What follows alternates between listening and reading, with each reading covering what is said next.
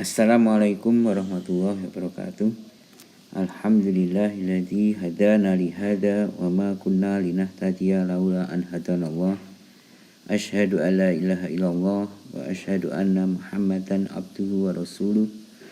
Allahumma shalli ala Muhammad wa ala alihi wa ashabihi wa man tabi'ahu bi ihsan ila yaumiddin, amma ba'du. Baik, pada kuliah kita hari ini kita akan membahas ya tentang contoh kasus bagaimana perhitungan heat exchanger ya pada jenis double pipe.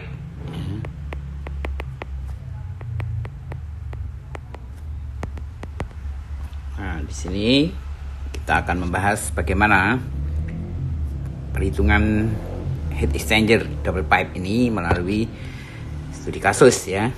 Contoh, di sini kita punya air atau fluida panas yang berupa air ya. Air ini sebagai hot fluid ya, sebagai fluida panasnya, yang mana dia akan masuk pada suhu 95 derajat Celcius ya. Kita beri nama TH input, itu adalah 95 derajat Celcius, dan nanti dia akan didinginkan sehingga di keluarannya nanti sana menjadi bersuhu 70 derajat Celcius. Aliran massa air ini sejumlah mH ya, sebesar 0,10 kg per detik. Kemudian dia akan didinginkan dengan fluida dingin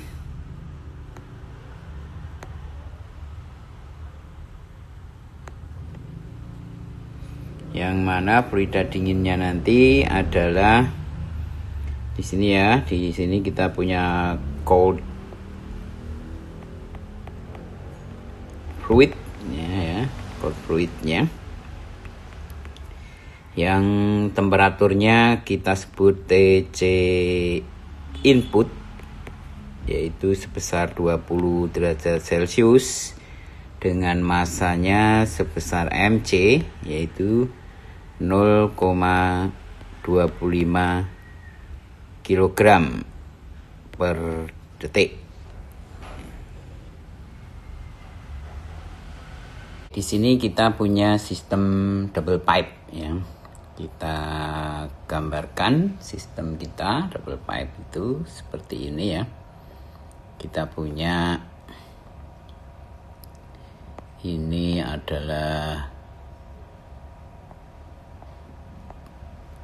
pipe pipe. Kita punya pipa dalam seperti ini ya, pada diameter tertentu. Kemudian kita punya pipa luar ya, seperti ini. Nah, gambarannya di mana pipa dalam nanti fluida panas kita masukkan melalui pipa dalam ya. Berarti di sini kita punya TH input dan MH ya, massa panas. Lalu dia akan keluar di sini, kita sebut TH output ya. Dengan masanya tentu sama ya. Di sini juga massa MH ya, tidak ada yang hilang. Kita asumsikan seperti itu. Kemudian fluida dinginnya kita masukkan di sisi luar sini yang kita punya TC input ya, dan nanti dia akan keluar di sisi sini yang kita sebut dengan TC output. Kemudian di pipa dalam ini kita pilih ya, pipa dalam ini dengan diameter yang sangat tipis ya, kita sebut dengan diameter inner ya, atau in pipa ya, yang mana diameter karena sangat tipis kita anggap diameter inner dan diameter outernya sama lah ya, yaitu 1 inch atau setara dengan 2,54 cm ya. Jadi itu diameter pipa dalam ya, pipa yang di dalam. Sedangkan diameter di pipa luar ini, yang diameter ini ya, diameter pipa luar. Jadi kita sebut ini ya, diameter pipa luar itu yang dari sini ke sini ini. Diameter pipa dalam adalah ini ya. Jadi ini adalah diameter pipa dalam. Ini yang kita sebut dengan DI tadi ya. Jadi ini DI-nya. Kemudian diameter pipa luar ini kita sebut dengan D2 ya. D2 ini kita sebut atau kita punya sebesar 1,5 in diameter pipa luarnya. Lalu apa yang menjadi persoalan dalam kasus kita ini adalah kita tidak tahu ya berapa temperatur pendingin nanti keluarnya itu ya kan.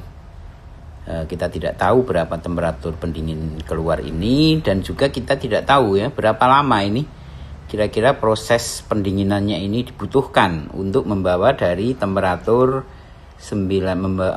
mendinginkan temperatur fluida panas dari 95 derajat Celcius ke 70 derajat Celcius ya. Itu problem kita ya.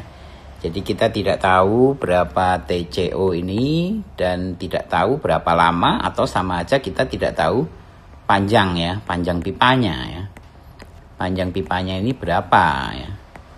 Ini kan sama aja dengan berapa lama proses pendinginan ini berlangsung ya. Jadi kita akan menjawab itu ya, berapa TCO dan berapa panjang pipanya.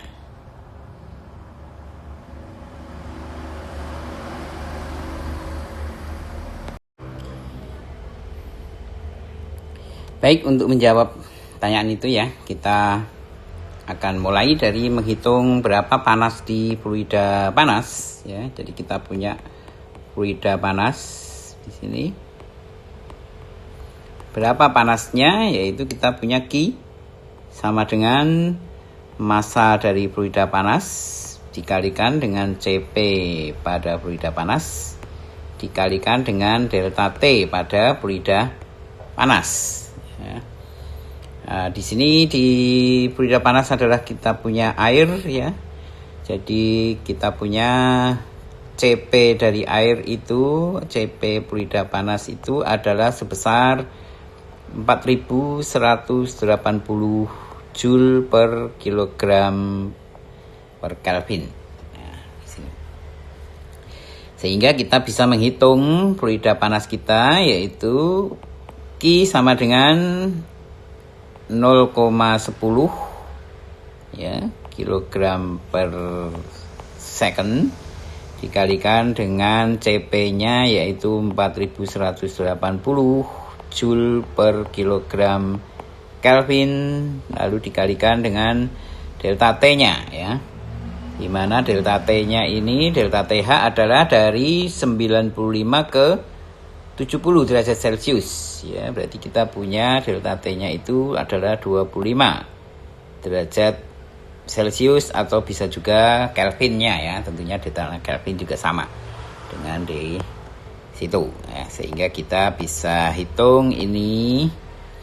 Akhirnya kita dapatkan dalam satuan Joule per second, atau kita kemudian dapatkan dalam satuan 10,5 satuan kilowatt ya.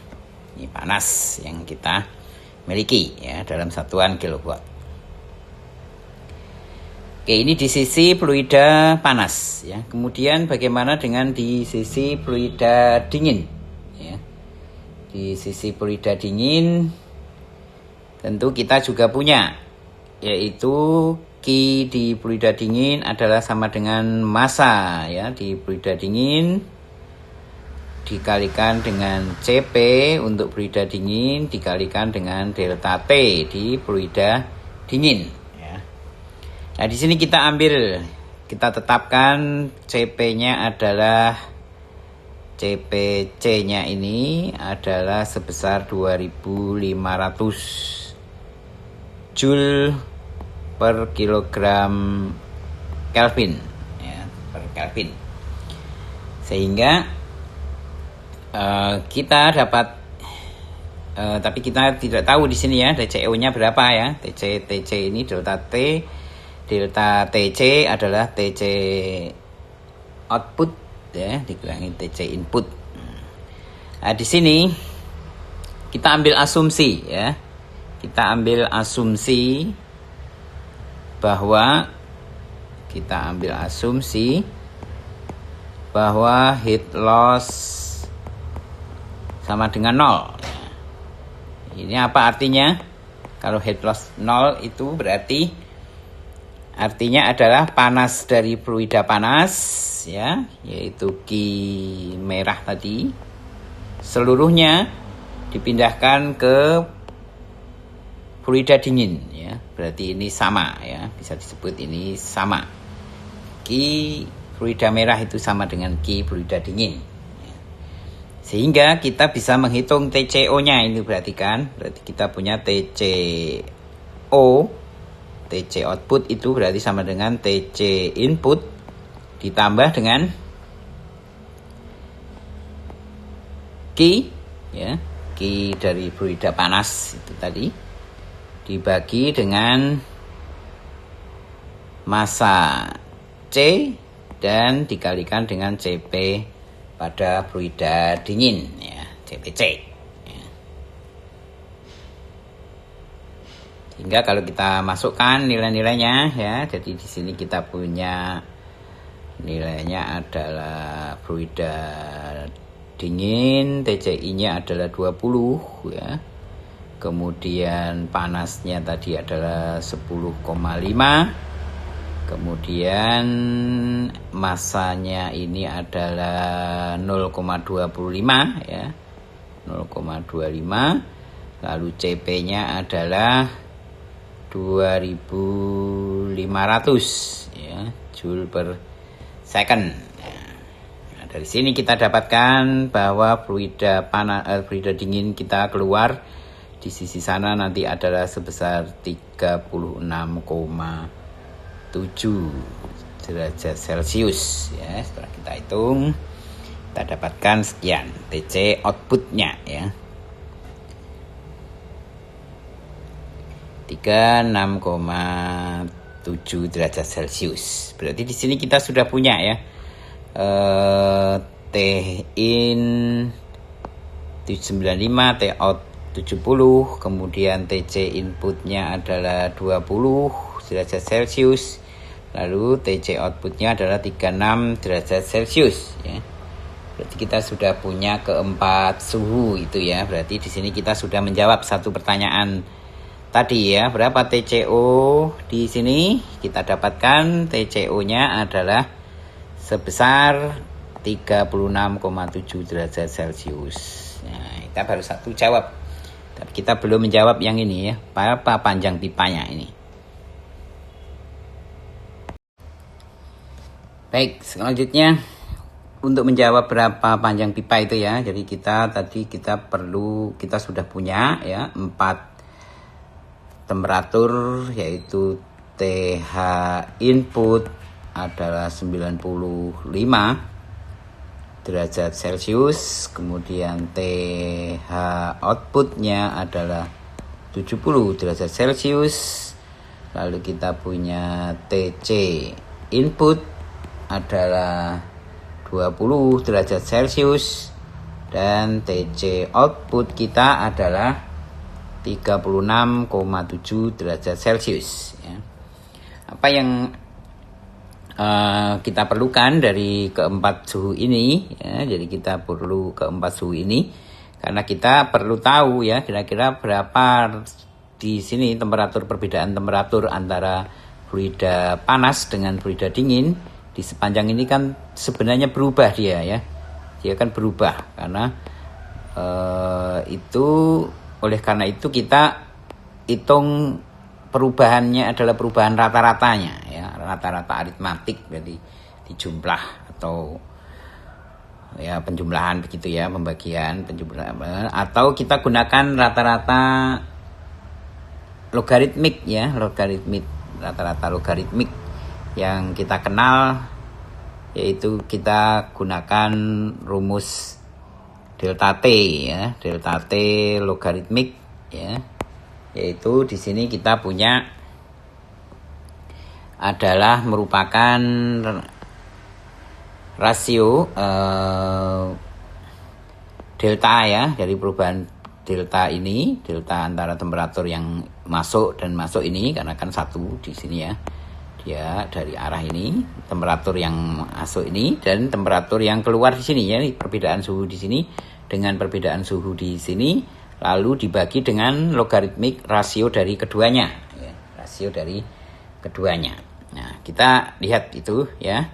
Berarti rumus kita punya ini, rumus kita adalah ini sama dengan TH output dikurangi dengan TC output ya.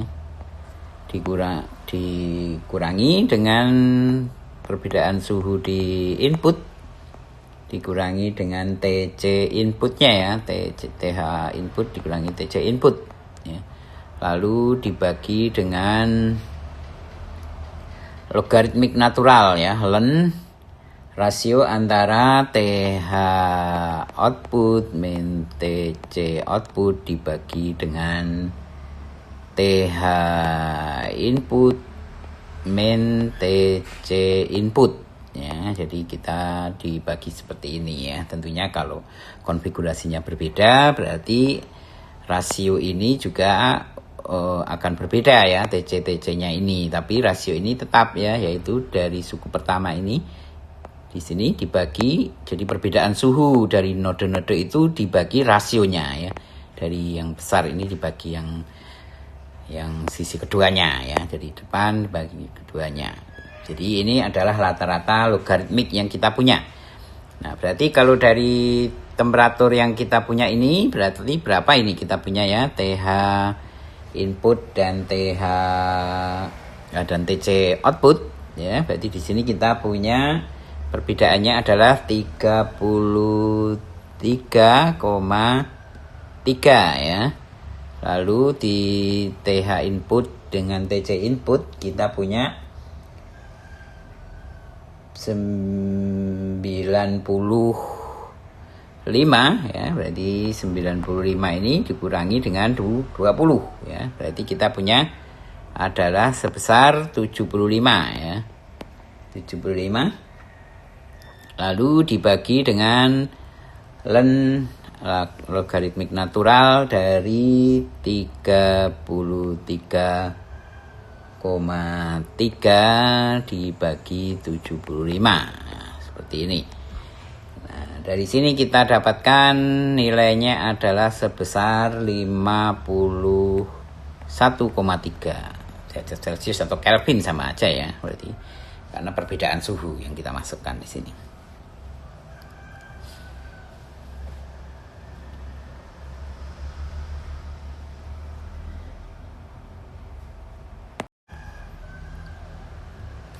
Nah, dengan delta T LMTD tadi kita punya temperatur delta T rata-rata logaritmik ya, kita bisa menghitung panas keseluruhan yang ditransfer ya, yaitu dengan besarnya adalah Q sama dengan koefisien keseluruhan kita sebut dengan U, lalu dikalikan dengan luas transfer panasnya, lalu dikalikan dengan delta T dari LMTD ini tadi ya, jadi delta T rata-ratanya ya.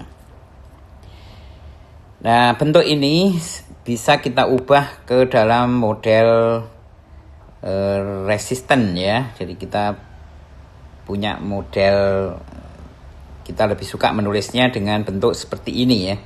Kita suka menulisnya dengan bentuk delta T ya, delta T LMTD atau delta T log min tadi dibagi dengan resisten panas secara total ya, resisten panas totalnya. Nah, ini kita sebut dengan Q ya. Jadi Dari sini kita dapat menghitung sebaliknya ya, berapa resisten totalnya yang kita punya ya. Jadi kita bisa menghitung resisten totalnya, berarti di sini R total itu sama dengan delta T log min dibagi dengan Q-nya ya, yaitu sama dengan 51,3 Kelvin tadi dibagi dengan panasnya adalah 10, berapa tadi? Kita punya panasnya 10,5 ya. Kilowatt ya, 10,5 kilowatt di sini. Nah, dari sini kita dapat hitung bahwa R totalnya adalah sebesar 0,0491 ya, Kelvin per watt. Nah, ini.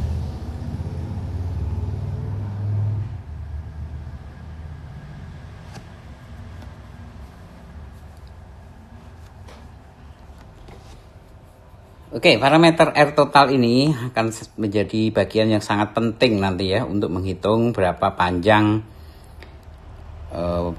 pipa pemanasnya ya, atau berapa lama transfer panas itu terjadi ya. Di sini kita perlu lihat di bentuk lain ya, selain di situ kita punya hambatan total ya. Kalau kita perbesar ya dinding ini misalnya ya, ini kita punya dinding ini kita perbesar begini ya. Nah, ini kita perbesar ya, berarti kita punya dua lapisan ya. Di sini kita punya dua lapisan pipa ya. Jadi yang satu di sini berhubungan dengan fluida panas, lalu yang di sisi satunya berhubungan dengan fluida dingin ya. Jadi ini adalah gambaran dari dinding pipa kita ini ya. Jadi kalau kita besar seperti ini, jadi ini adalah dinding pipanya yang kita perbesar itu. Di sini fluida panas yang mengalir di sana, lalu di sini fluida dingin ya yang mengalir di sisi dalam. Lalu tadi kita menyebutnya ini adalah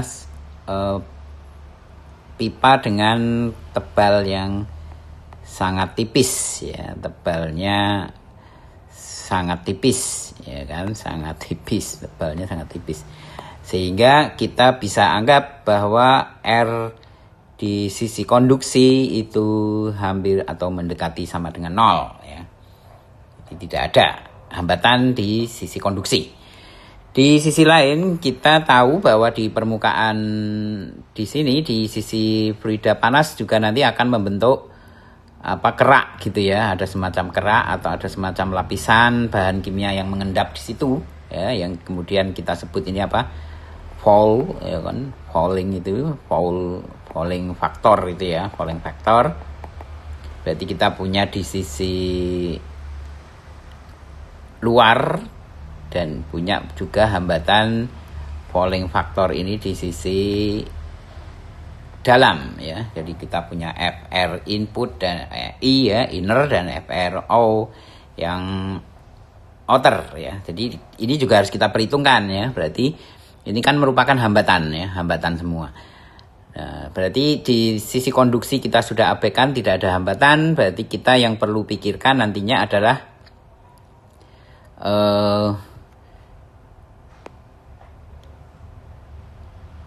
transfer panas konveksi ya di fluida panas ya, di fluida panas maupun di fluida dingin ya. Transfer panas konveksi di fluida panas atau di fluida dingin. Misalnya di fluida panas ya, di sini di fluida panas kita punya di fluida panas kita punya H ya, kita sebut H di fluida dalam atau di fluida panas itu sebesar, kita set ya, kita atur agar sebesar 700 watt per meter persegi per Kelvin ya. Kemudian di sisi fluida dingin ya, di fluida dingin kita atur agar H-nya nanti H di sisi output pipa ya, HO, H di luar pipa ya. Jadi HO itu yang di sini, HO, lalu yang di dalam sini kita sebutnya sebagai HI ya. Inner pipe ya. Di sini HO-nya kita set atau kita atur agar dia besarnya 1300 watt per meter persegi per Kelvin ya. Sedangkan dinding Fouling faktornya itu ya, Fouling faktor atau hambatan kerak tadi kita anggaplah dia ya, jadi hambatan kerak itu adalah samalah ya, RFI dengan RFO itu sama, besarnya adalah 0,0002 ya, kita ambil misalnya segitu. Berarti kita bisa menghitung ini nanti berarti ya, bagaimana transfer panas di dinding pipa itu ya. Kita menghitung hambatan totalnya, yang tentunya hambatan totalnya itu nanti harus sama dengan hambatan total yang kita punya ini ya. Harus sama dengan hambatan total yang kita hitung di situ.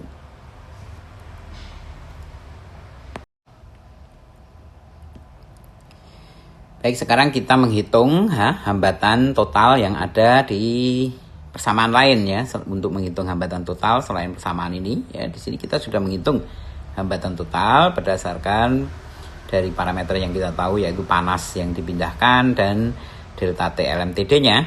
Kita tidak tahu A dan juga tidak tahu U di sini ya.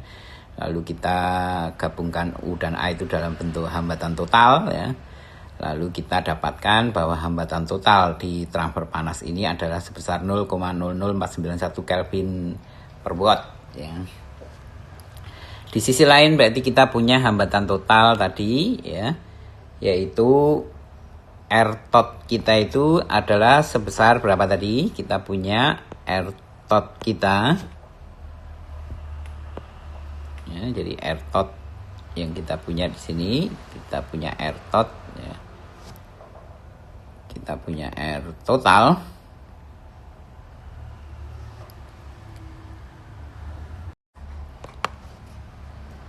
jadi dari persamaan lain tadi kita punya R total adalah merupakan hambatan yang ada di sisi dalam pipa, yaitu HI kali A ya. Lalu hambatan dari kerak ya, kita sebutnya dengan RFI per luas juga ya, dibagi dengan luasnya.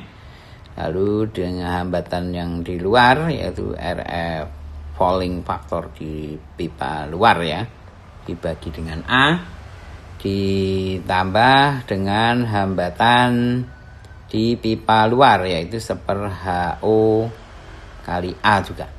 Nah, di sini kita punya masing-masing ada A-nya ya, berarti kita bisa sebut R total itu adalah seper A kali seper HI ditambah dengan RFI plus RFO plus seper HO ya di sini.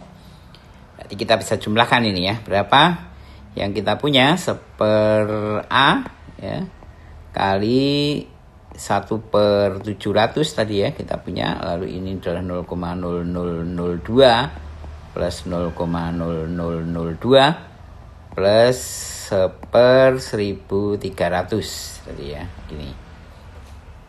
Nah, dari sini kita hitung sehingga kita dapatkan R total kita adalah seper A kali 0,0026 ya, satuannya apa ini ya, satuannya tentunya menyesuaikan ya, berarti satuannya adalah Kelvin meter persegi per watt ya. Tentunya di sini nanti kan ada meter persegi ya, jadi ini akan hilang, satuannya Kelvin per watt sama dengan satuan ini ya, sama hambatan. Berarti nilai ini persamaan 2 atau persamaan 1 ya, kita sebut di sini sebagai persamaan 1 ya. Lalu ini kita sebut sebagai persamaan 2 ya. Tentunya itu sama ya kan, karena dia adalah sama-sama hambatan total. Di sini adalah hambatan total, ini hambatan total yang kita hitung dengan cara lain. Berarti kita bisa gabungkan kedua persamaan itu.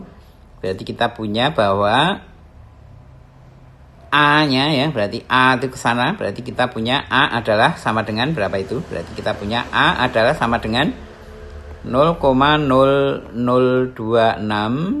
dibagi dengan 0,00491 ya, dengan satuan Kelvin meter persegi per watt dibagi dengan Kelvin per watt. Nah, di sini kita lihat bahwa ini akan saling meniadakan. Sehingga kita peroleh A-nya adalah sebesar, kita hitung,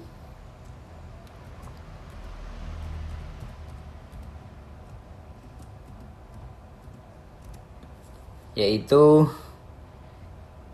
0,529 meter persegi. Nah, ini adalah luasan yang dibutuhkan untuk transfer panas itu. Nah, kita tahu bahwa luasan pipa itu, ya kan, ini kan luasan pipa ya. A ini bentuknya adalah pipa. Berarti luasannya adalah sama dengan Pi kali D, Pi kali diameternya ya, Pi kali diameter kali panjang pipanya ya. Sehingga kita bisa menghitung panjang pipa kita adalah L-nya ini adalah sama dengan A per Pi kali diameternya. Nah, di sini kita dapatkan panjang pipa kita adalah 6,63 meter ya. Jadi ini adalah panjang sekali kalau kita lihat ya.